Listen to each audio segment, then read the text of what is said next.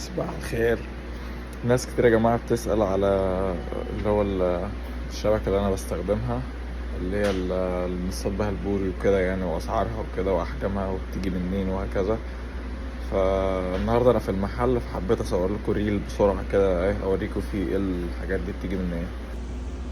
بصوا يا جماعة، يعني ده الشبك اللي هنا اهو. بص، دي كلها كوستومز هاند ميد، معمولة بالإيد يعني مخصوص. يعني مثلا دي 4 فيت، ماشي، زي ما انتوا شايفين 4 فيت اهيت ب$100.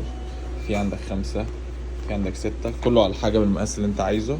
بتلاقي يعني في عندك 6 فيت هنا 7 فيت. وعندك دي أكبر واحدة هنا، دي 8، شوف طولها قد ايه. وعندك ديت برضو 7، أعتقد 7 ديت قد نفس المقاس اللي معايا. ديت 7 فيت اللي معايا ب$175. وعندك هنا ال5 فيت ب$130. ال6 فيت هنا ب$150 اهي. فالمكان ده يا جدعان اسمه بلاك دوج. وبس كده، ده الشاب. وهنا الشبك ورانا هنا.